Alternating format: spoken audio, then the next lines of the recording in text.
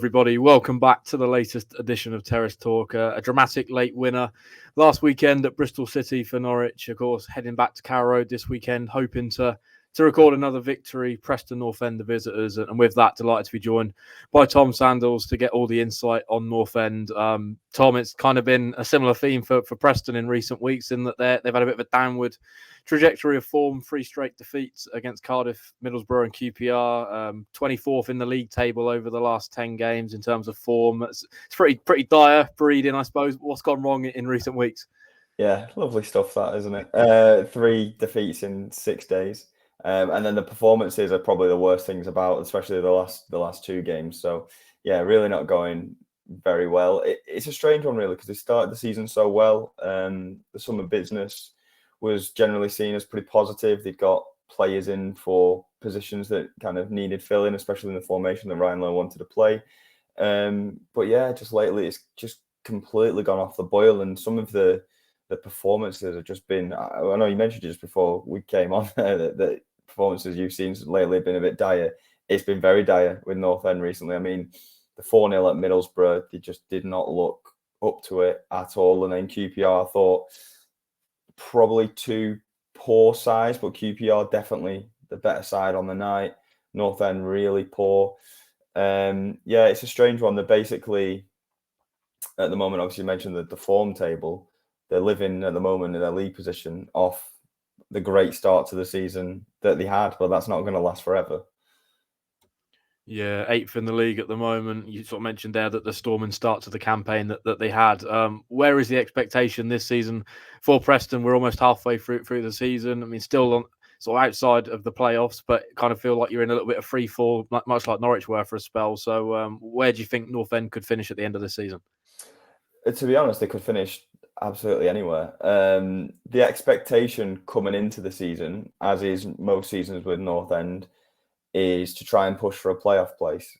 I think anyone around here knows the battle that North End have to be up there.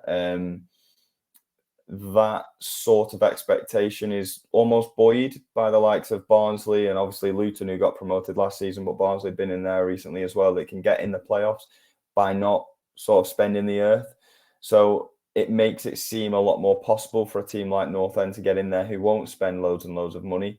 But the expectation generally is to try and be in and around it, try and have your sort of lightning in a bottle season and find your way into there. At the moment, I know there's sections of the fan base that will certainly think that with them being in free fall, that even relegation or a relegation battle is entirely possible, despite them being in 8th. Obviously, with the form table over the last 10 games and the stats that you see circulating, I think there's one showed on Sky where the 23rd for a handful of stats, but somehow still in the playoff places. So you see stuff like that it could be that they're in a false league position, and it's not necessarily out of the realms of possibility when all the stats are indicating that they're a side that probably maybe should be down there.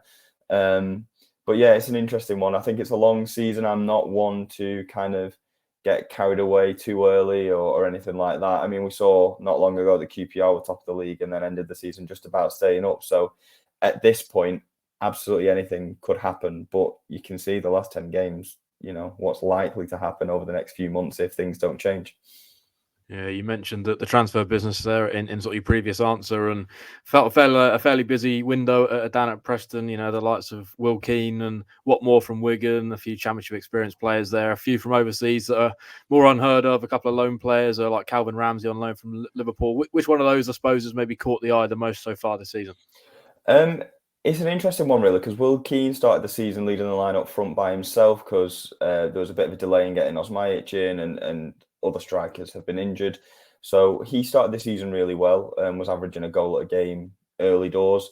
He's kind of gone off the boil a little bit since picking up an injury, and then Osmajic has been able to come in and has led the line really well. He looked really good at Middlesbrough despite North End being absolutely terrible on the night, but he picked up an injury.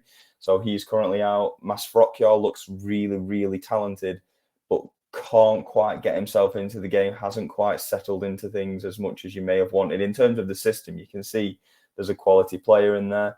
So it's an interesting one. What more has not been a starter when you've got the likes of Story, Lindsay and Hughes, who have been such a kind of formidable back three for quite a while now for North End. It is difficult to break in there. And you've got Liam Miller, who has been playing at wing back, is not really a wing back, but does look a threat at times going forward. North End went to a 4-4-2 against Blackburn, and he looked much better in a more advanced role with a bit of covering behind him. So yeah, I wouldn't say there's necessarily a particular signing. Dwayne Holmes has been probably the most regular, but there's not necessarily one that would stand out as like, and it's kind of the way of North End season really. There's not one player necessarily that you can, universally say is the standout, is the reason or anything like that. But it was just kind of much needed depth and much needed kind of options for the system that Ryan Lowe, especially initially in the start of the season, wanted to play, which was a 3-4-2-1. Yeah, it feels like goal scoring might have been a little bit of an issue for Preston so far this season. Of course, Emil Rees looks like he's been injured for quite a sustained period. Osmaic, I think you mentioned, he's injured for Saturday's game at Carrow Road. So the man leading the line is a former Norwich City striker, Ched Evans, yet to score a goal this season. How's he getting on at Preston? Been there quite a while now. Yeah, he's been really good, to be fair. Typically, he's kind of gone out of form in the last few games. He's normally really reliable as kind of getting his first touch right and holding up the ball and bringing others in. He's looked a little bit out of sorts over the last few games, just kind of, he's very dogged and he'll get involved and he'll do all the dirty work. But in these last few games, he has kind of looked like he's been almost chasing shadows a little bit, a few yards behind. But that's not any sort of specific criticism to Ched Evans, because the whole of the North End team have been a bit like that, really. But yeah, he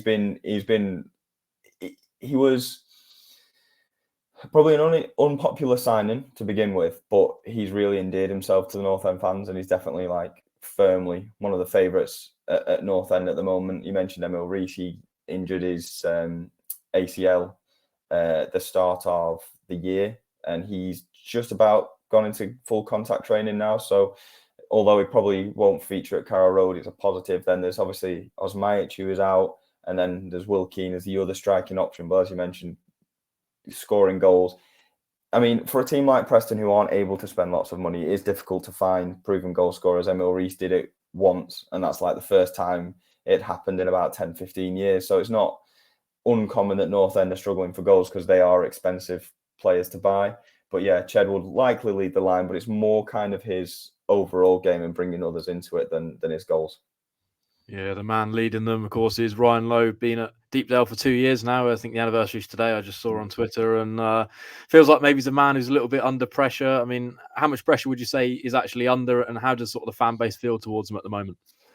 Yeah, so it's kind of twofold. I would suggest from the club side, he's probably not under loads of pressure because they're not a club that would, like, knee-jerk is probably the wrong description, but when they're 8th in the league and they've had the start they've had, they'll take that into context and look at it as that. Like, if you were to say, oh, they've sacked a manager when they're in 8th, and they probably, they don't have the funds to compete with other teams around them, on that description, it would seem a bit hasty, a bit crazy. But when it comes to the fans and what they've been seeing and the football, and I don't think Ryan helps himself sometimes in interviews. Not that he has pops at fans. He maybe did a little bit at one point last season when he was under pressure, but some of what he says doesn't quite add up in terms of the brand and the style and stuff. And then what you watch is kind of no shots on target and very few efforts at goal and things like that. So I think there is a section of the fan base that have had enough and are keen for change. I don't think they're enjoying the style. And obviously, like you say, the form table, you're 24th over the last 10 games. That's probably a decent enough sort of range of games to determine the form and whether it's right for a change. But yeah, there's definitely kind of two camps at the moment. I don't think the club are particularly thinking too much about it, but there's certainly sections of the fan base that would like to see change. Yeah, it's kind of been a similar feel around David Wagner. I think a lot of Norwich fans kind of maybe felt it was time for the change. The club haven't felt that way. Just intrigued to get your thoughts on sort of Norwich's performances this season. You mentioned off camera that you're surprised that Norwich went down the route of David Wagner. Of course, got off to a great start at Deepdale last year in his first championship game, a 4-0 victory. Are you surprised to see Norwich where they are in the table? Yeah, I'm generally surprised to see kind of a lot of former Premier League clubs around there, because I know it's not as easy as you can just throw loads of money at it, but you can generally spend a little bit more. I think Norwich have a really strong squad. Like you mentioned, I was surprised by the appointment of David Wagner initially, because aside from the incredible job he did at Huddersfield, he's kind of not done a lot elsewhere. I thought it was interesting that obviously yourselves brought in David Wagner and then Leeds went out and got Daniel Farke, who had very similar careers and obviously both German and stuff like that. And it now seems you're also having very different rewards for those decisions. I think there's more than enough there for Norwich to get higher. I'm a little surprised at the mid-table, but at the same time, it's the Championship.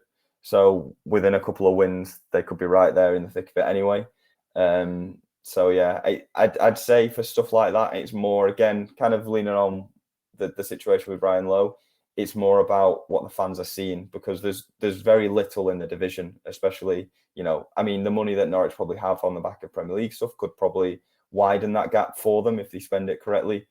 But at the end of the day, I think the Championship is that cutthroat. You at least need to be entertaining fans. You at least need to be showing signs of progression, of a style, of a kind of philosophy, which is something fans can then get behind, so that if results do get crazy, as they will in the Championship, you've kind of at least got that to fall back on. So as long as, Norwich fans are getting something like that, I could kind of see him sticking around, but his track record isn't great, other than obviously the miracle of Huddersfield.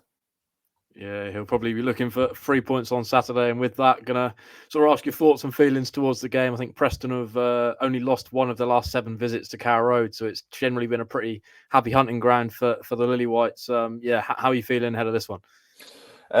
Yeah, you'd like to think, with the form being as bad as it is for North End, that it's got to change at some point. As you mentioned, Norwich, not a bad place to go, 3-2 last season. And they changed stuff up a bit in that game.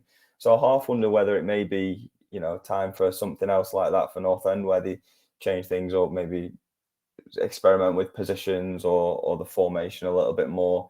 But yeah, it's one of them. I think last time Norwich went a goal up really early on, and you thought, it could be a long day, this, because the fans at that time were a bit unsure of, you think if you can get an early goal, you might be able to take the fans and get the fans on your side almost and use them against them. I think it's a similar situation this time, where if North End get an early goal, it'll help them massively. But as it showed last year, even if Norwich do get that goal, it doesn't necessarily mean it's the end of the world. So I think North End need to kind of go there, and as long as they can kind of stick together, the fans will travel, the fans will back them really well. North End fans always do, even if there's, disappointment in the fan base and wanting the manager out, they'll always go and they'll always back the side really well. So if they can make that count, I think, it could be a big help for them on the day.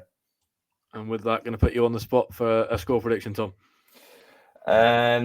North End can't keep a clean sheet to save their life at the moment. So I'll go... Well, I was going to go 2-1, but having said that, I'll actually go for them to keep a clean sheet, and I'll say 1-0 North End.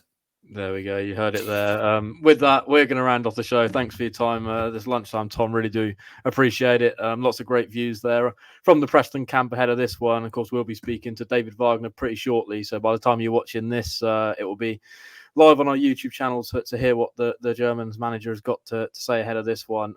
Of course, for Norwich's sake, 2 big home games coming up against Preston and Sheffield Wednesday this week, before that big trip to Portman Road for the East Anglian Derby next Saturday, which I'm sure some of us are looking forward to, and some of us are feeling pretty, not looking forward to it quite so much. With that, we're going to round off. Of course, big game on Saturday at Carrow Road, and we'll see you all there.